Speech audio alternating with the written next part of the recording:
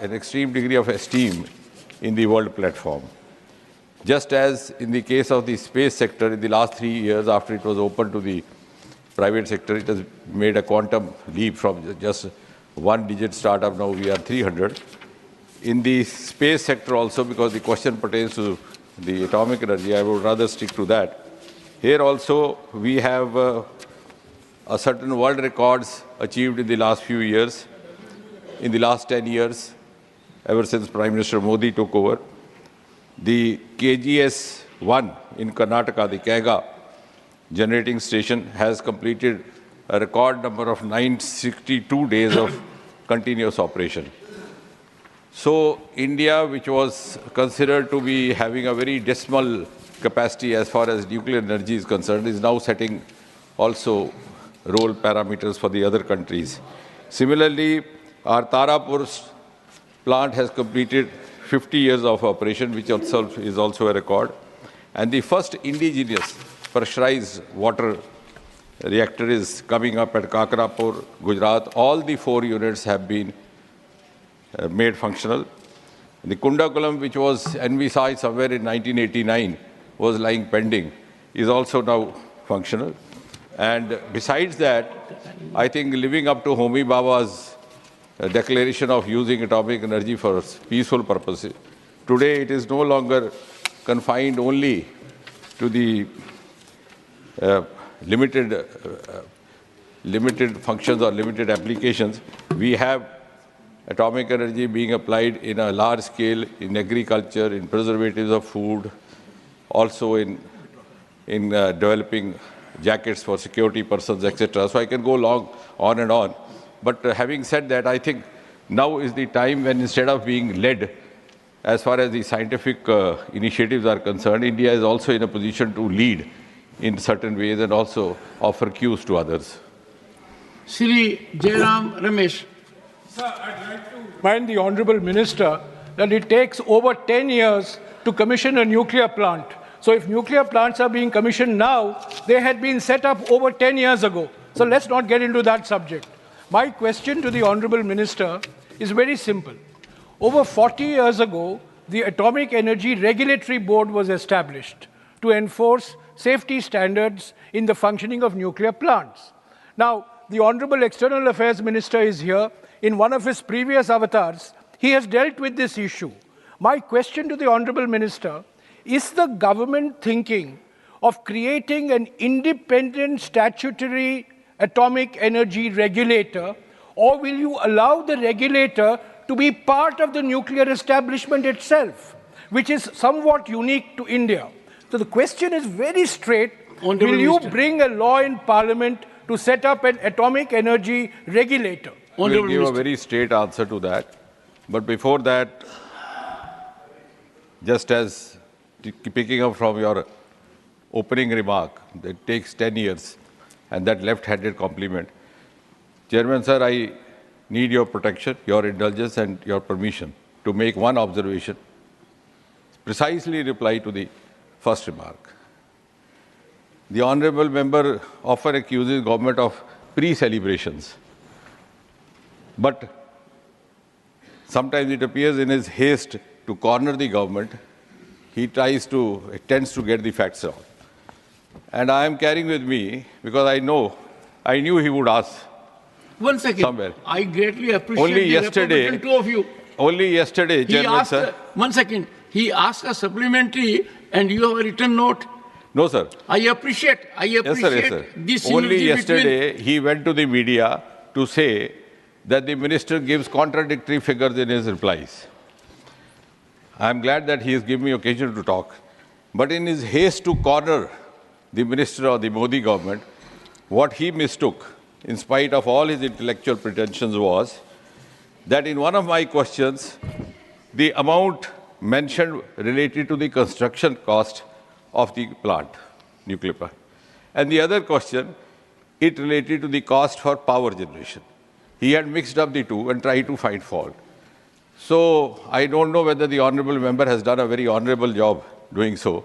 But nevertheless, if you are in a compulsive habit of doing this, please try to avoid mischief with me. And now I come to the answer. Yes. Yes. And now I come to the answer. I'll now come to the answer. I was responding to his opening remark. I have a right to respond to his opening remark. And now I'll reply the question. Now I'll reply the question, Percy. Why did you make that opening remark then? Why did you have to make that under the cuff remark? So I have responded to his opening remark and I'll now respond to the question, Percy. Chairman, sir, in the Department of Atomic Energy, we follow the rule of safety first, production next. The honorable member himself says it takes 10 years to set up a plant. This government has been in place for nearly 11 years. We have not only set up new plants, we have also made those plants functional which were left unfinished by them, which includes the Kundakalam plant, which belongs to the district where the honorable member who is not here has put the question. It did not become functional. No, it did not become functional. You can ask anybody in Tamil Nadu. It was lying. It was not made functional. Secondly, now as far as the safety, it was not made functional. It's only now.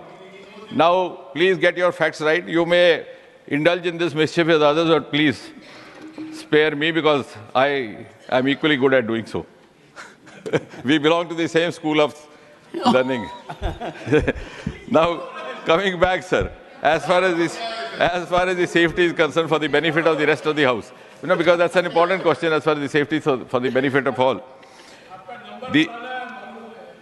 I hope there are not many people from the same school in the House. We can suffer two of you.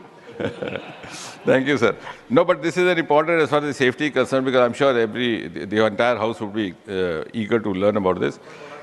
At the time of the selection of site itself, of course, I'll come to that, whether the Atomic Energy Regulatory Board guidelines are followed. Then every 3 months during the construction, there is an inspection. After the plant becomes functional, then every 6 months.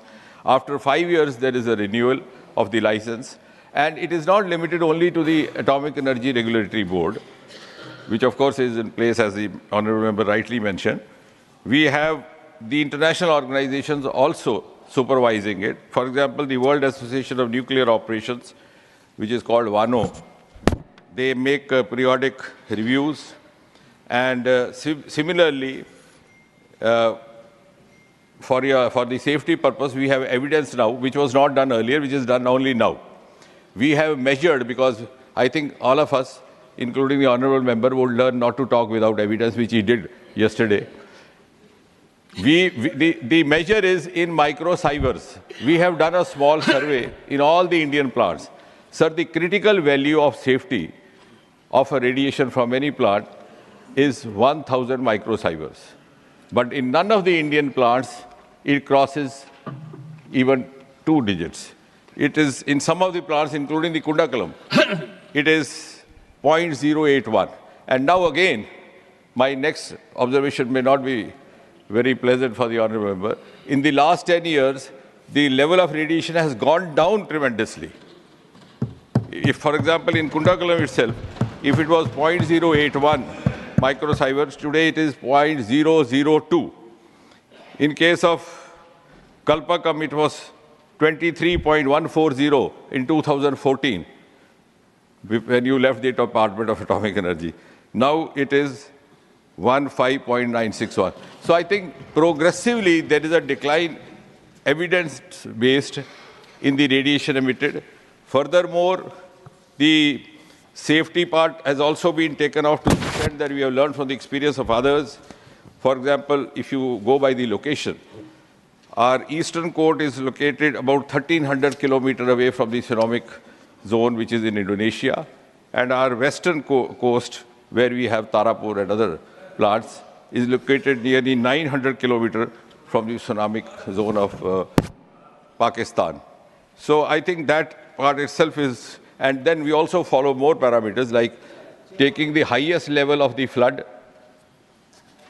in case of a sea level, and then going beyond that, locating the plant above that, and also measuring the high tide levels. So I think there is enough reason to be reassured. Honorable Minister, you said that he gave you the opportunity which you were thinking of. Actually, give me the credit I deserve. I gave you Yes, the sir. opportunity by calling upon the honorable member to ask the supplementary. Professor Ram Gopal Yadav. Sir, ये सही है जो माननीय मंत्री जी ने अपने written उत्तर में दिया है कि बहुत सुरक्षा का बहुत ख्याल रखा जाता है जब इसको बनाया जाता है। मेरा सवाल जो है सुरक्षा से ही संबंधित, लेकिन दूसरी तरह का है। कलपक्कम जो आपका न्यूक्लियर रिएक्टर है, fast breeder reactor, the only fast breeder reactor in India, वो बिल्कुल बंगाल की खाड़ी के किनारे ही है। सामने हिंद महासागर है और एक तरफ लाल सागर है। प्रश्न ये है कि बहुत बड़े पैमाने पर कहीं से भी अगर दुश्मन की पनडुब्बी आके कहीं इसको डैमेज करे तो उसको रोकने के लिए आपने क्या व्यवस्था की? हम लोग वहाँ कमेटी गई थी, तब भी देखा था कि उसकी सीमाएं असुरक्षित हैं। दूसरी तरफ आपने पेड़ पौधे लगा दिए, उसमें कुछ सिपाही खड़े रहते हैं, they can not protect it. और अगर और ये हो सकता है, चारों तरफ अब आपके आसपास सब जयशंकर जी बैठे हुए हैं, मित्र देश नहीं हैं। क्या, मेरा सवाल ये है कि क्या कलपक्कम जैसे important fast breeder nuclear reactor को सुरक्षित रखने के लिए कोई नेवल वारशिप या अपनी पनडुब्बी उसकी सुरक्षा के लिए लगाएंगे ताकि निगरानी करती रहे? Honorable Minister. सभापति जी, राम गोपाल यादव जी बड़े हमारे सीनियर और वरिष्ठ सदस्य हैं और उन्होंने बड़ी संवेदनशील विषय उठाया है। जहाँ तक पारसी प्रोजेक्ट की या इस प्लांट की सुरक्षा का संबंध है, वो तो मैं स्पष्ट कर चुका कि उसके लिए पर्याप्त व्यवस्था की गई है। और लेकिन जहाँ तक ये विषय है, हालांकि ये मूलतः इस विभाग से संबंधित नहीं है, थोड़ा बहुत विदेश मंत्रालय से है, थोड़ा बहुत रक्षा मंत्रालय से, लेकिन ये सत्य है कि नेवल गार्ड्स और अन्य सुरक्षा संस्थाओं का भी सहयोग लिया जाता है इसकी सुरक्षा व्यवस्था में, और रडार इत्यादि के माध्यम से भी इसके ऊपर विजिल रहता है। जितना संभव हो सके उतना किया गया है। परंतु आपका कहना भी ठीक है कि जिस प्रकार टेक्नोलॉजी दिन प्रतिदिन बढ़ती जा रही है, उसी प्रकार हमें भी उसमें नए प्रावधान और नई व्यवस्थाओं की योजना भी बनानी पड़ती है और उसके लिए सोचना भी पड़ता है। और अभी तक इस प्रकार की कोई घटना हुई नहीं है, लेकिन CISF भी वहाँ पर है और एक्सटर्नल थ्रेट्स के लिए मिसाइल और एरो क्रैश के लिए भी व्यवस्थाएं रखी गई हैं, how to counter that possibility. और जहाँ तक सुरक्षा परसी का ताल्लुक है, पिछले दिनों में समाचार पत्रों में आया था कि कुछ एक हमारे प्रोजेक्ट्स रुक गए, लेकिन अब चूँकि सारे सदस्यगण यहाँ बैठे हैं, राजस्थान में हमारे कुछ प्रोजेक्ट रुक गए, कहीं और के साथ इससे कैंसर फैलता है इत्यादि, तो हमने उसके लिए भी एक सर्वे किया और आंकड़े हमारे ये दर्शाने लगे कि कैंसर और बर्थ डिफेक्ट्स जो रेडिएशन से अधिकतर संभावना रहती है, उसका प्रेवलेंस भाखड़ा में और इन संस्थाओं में और इन प्लांट्स में काम करने वाले कर्मियों में कम था बनिस्बत औसतन जो राष्ट्रीय स्तर पर था। तो वो भी चिंता मुझे लगता है कि हमें उसमें भी सारे सदस्यों का हमें सहयोग रहे कि बहुत सारे प्लांट्स हमारे इस कारण रुक जाते हैं। Honorable members, since the honorable member asking the question was not present, I will accommodate 2 more members so that the number of supplementaries is 5. Shri Sanjay Raut. Sir, थोड़ा एक अलग सवाल मैं मंत्री जी से पूछना चाहता हूँ। ये जो न्यूक्लियर पावर प्लांट है, ये देश के विकास के लिए बहुत महत्वपूर्ण होता है और इसी राष्ट्रहित की भावना से महाराष्ट्र में तारापुर न्यूक्लियर पावर प्लांट जो है, उसके लिए हमारे हजारों किसानों ने अपनी उपजाऊ ज़मीन, खेत और घर छोड़ दिया। किसानों के साथ साथ वहाँ जो समुद्र किनारे है, वहाँ के मछुआरे हैं, उनका भी व्यवसाय काम धंधा बंद हो गया, उसने भी अपना एक समझौता कर लिया। लेकिन आज भी उस एरिया के न्यूक्लियर प्लांट से प्रभावित 2000 जो परिवार है उनका पुनर्वास नहीं हो सका है। 2000 से भी ज़्यादा परिवार है। और जो वादे किए थे उनके बारे में कि उनको नौकरी मिलेगी, परिवार को उनको घर मिलेंगे, पक्के मकान मिलेंगे, ऐसा एक भी वादा 2000 परिवार के बारे में पूरे नहीं हुआ। प्रधानमंत्री तक शिकायत दी है, डेलीगेशन प्रधानमंत्री जी आपको भी मिला है। मेरा मंत्री जी से सवाल है, क्या ये जो लोग हैं जो अभी भी ठोकरे खा रहे हैं पुनर्वास के लिए, उनकी समस्या के बारे में आप गंभीरता से विचार करेंगे? Honourable minister.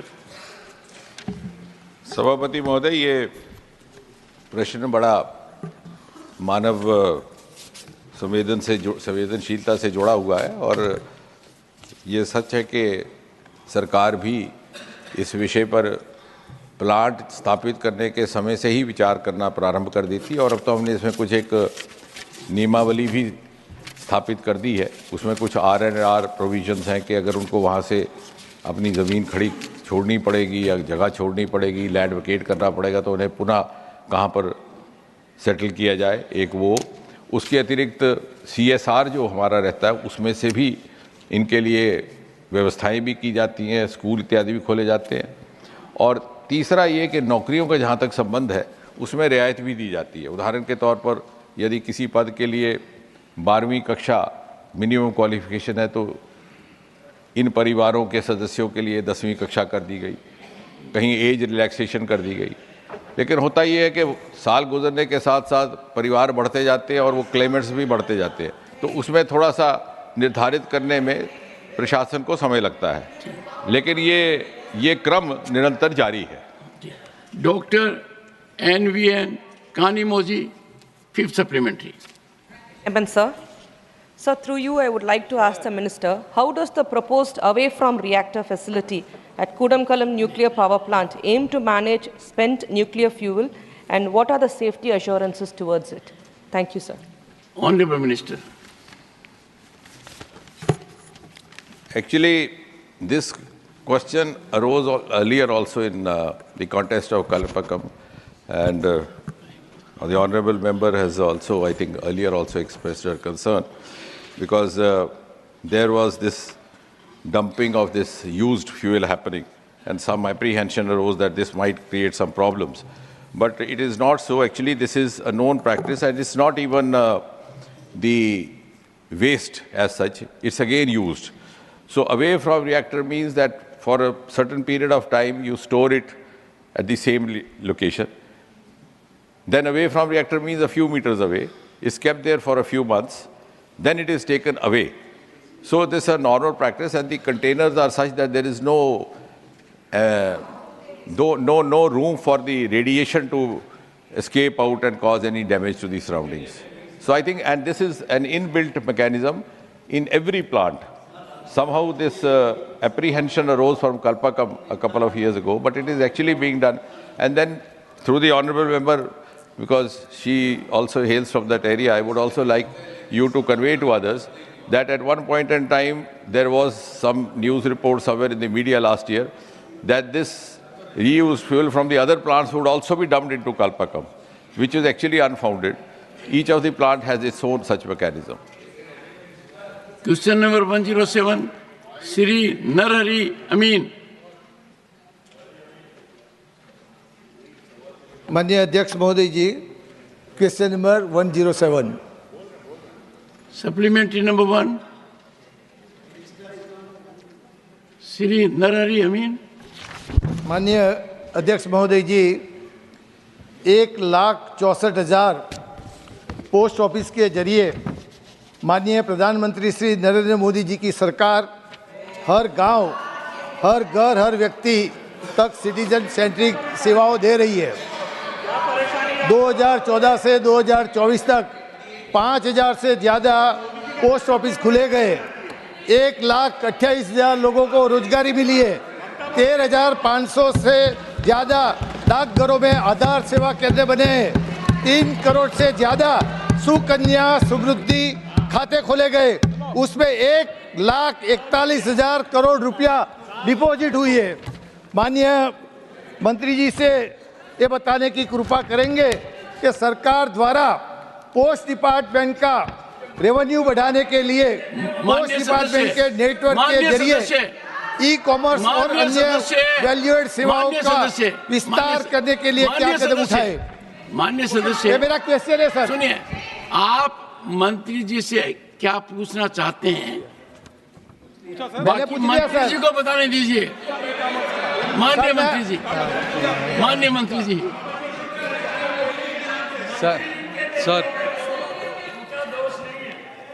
सर मंत्री जी पर आरोप मत लगाओ, नए मंत्री हैं, युवा मंत्री हैं। Yes honourable minister. Sir, thank you. Sir, from stamps to savings, postcard to payment banks, letter to livelihoods, post offices have been transformed under the visionary leadership of Sri Narendra Modi ji to be a backbone of financial inclusion for rural communities, especially women. Sir, we provide services from postcard, mail to savings banks, payments bank, and everything that you can imagine in a rural community. More than 80 services, government to citizen, business to citizen services, whether you call it paying the bills, buying the train tickets, or receiving government beneficiary schemes such as Manrega or PM Kisan. So the post office must be looked at the larger construct of what we want to do for rural communities, especially women. Because if you look at it, sir, on an average, the national banks have around 20% of women accounts. Ever since Modi ji envisioned the development of women and the initiation of India, please listen, India's Post Payments Bank, we have opened more than 45% of women accounts. Never in the history. So, one second, I am coming to one by one, please. Let me answer, madam. I respect all of you. Let me answer you. You can ask supplements. I am happy to answer. Sir, under IT modernization, we spent 5,700 crores. And we have given 1.4 lakh mobile phones and 1.4 lakh thermal printers, 3 lakh biometric devices to make every postman a mobile ATM so that they can go to the doorstep of every rural household and deliver banking services.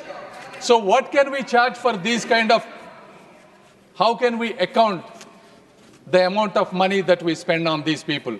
So not everything that the government provides should be considered as part of a business.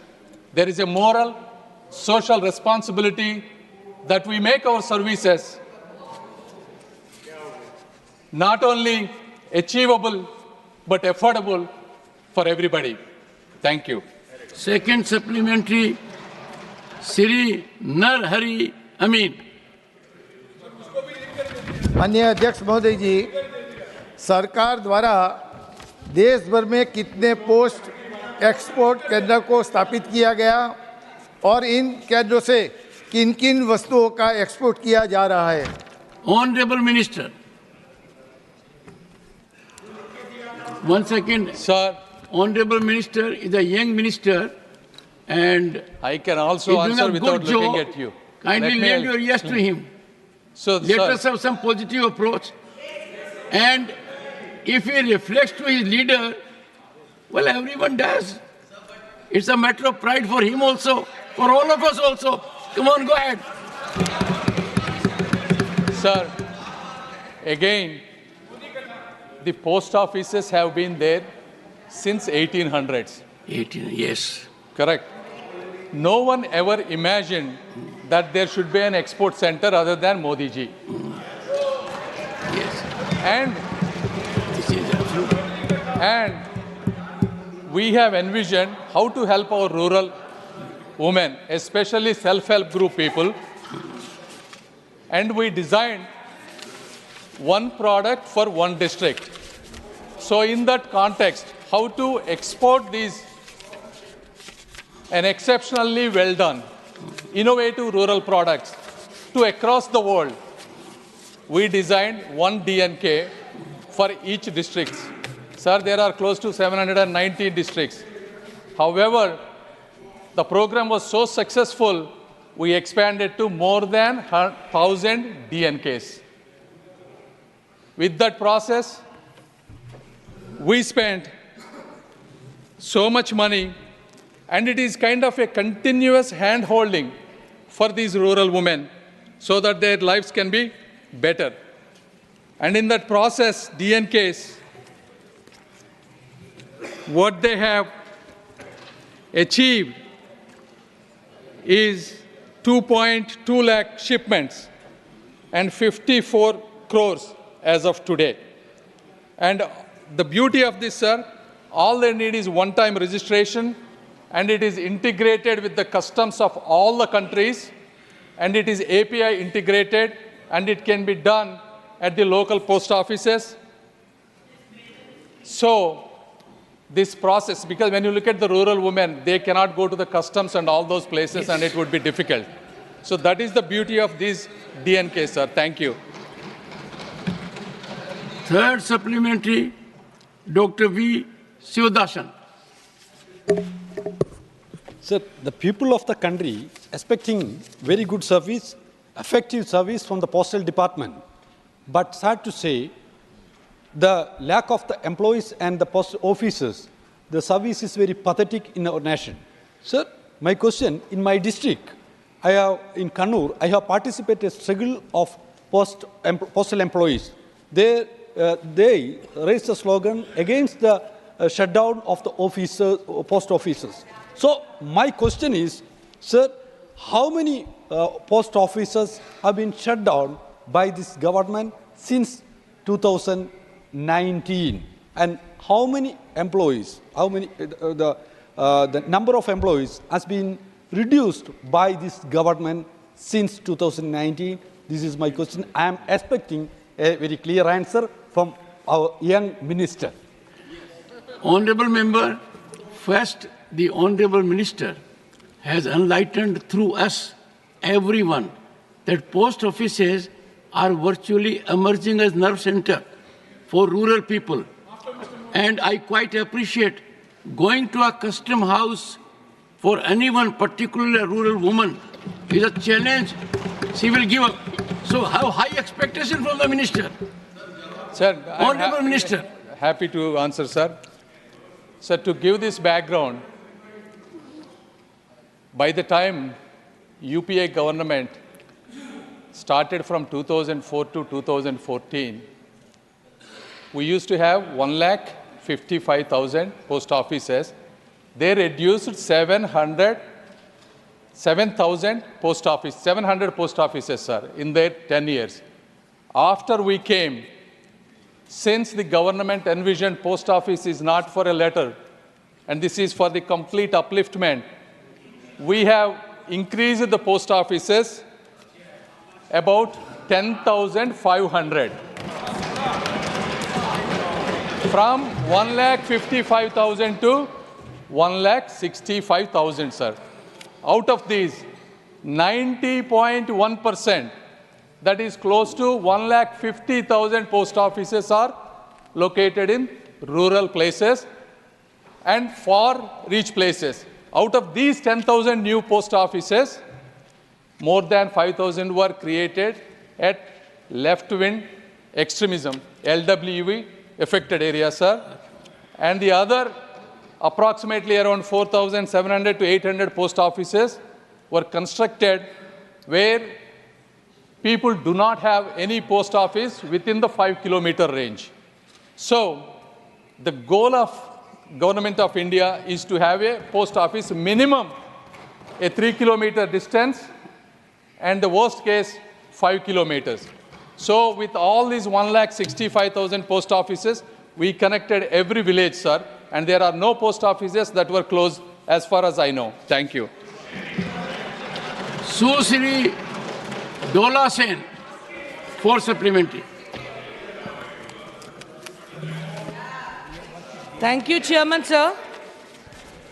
Through you, I want to know from the Honorable Minister that at the time of modernization of Biksit Bharat, modernization process of Biksit Bharat of the post offices, whether the law of the land, the labor law as per constitution, is being maintained by the ministry or the department. Incidentally, the citizens of our country, that is we the people of India, according to the constitution, has got services or job of post offices through or by passing UPSC examination, and then being deprived now with the disinvestment process and the corporatization process. Whether it will be called modernization? Honorable Minister. Thank you, sir. Dola Senji is a very experienced member of this House. Thank you. Thank you for your concern. In 2013 and 14, sir, the total employees we have is around, sir, I use the round number so that it's easy for everybody to understand. 4,50,000, out of which departmental employees were 2 lakhs and GDS were 2,50,000. And today also, we maintain the exact same ratio, 4,50,000. So none of the employees have been downsized. And now, when it comes to the modernization, sir, before 2014, the way the recruitment of the employees, especially the GDS, Gramin Dak Sevaks, or the transfer, or the compassionate appointment would be at the discretion of whoever is the responsible authority.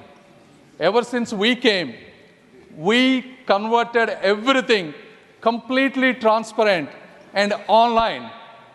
This mechanism, sir, to recruit, it is a merit-based, and to transfer, and I have to tell you, this is my first time being an MP from a local area. A lot of people will come to me and ask me, can you transfer an employee in your postal department? Sir, even me, I cannot transfer even a single employee. What does that mean? It's a completely transparent mechanism. And we do compassionate appointment that is also highly transparent, sir. So the entire modernization process is extremely well done, and rest can be assured. Thank you. And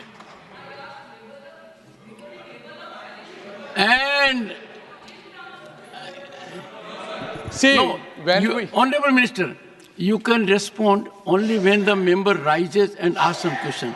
Dola Senji was sitting on her chair, and therefore she will have to seek an appointment and you interact.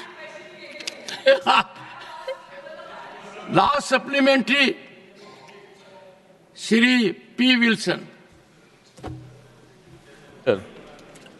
Sir, from birth to death, no doubt Postal Department plays a very crucial role in conveying the messages to the citizens once upon a time.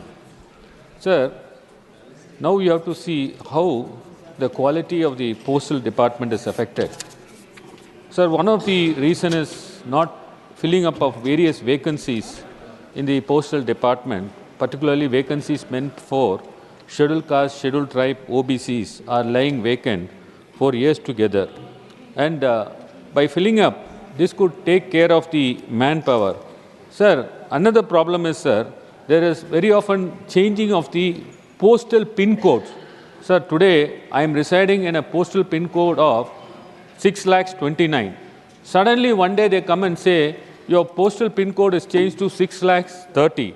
This creates a lot of confusion. Sir, there are other problems like infrastructure challenges, technological issues, high volume of operations, bureaucratic challenges due to their inefficiency, budget constraint, private courier services challenges, and lack of internet in rural areas.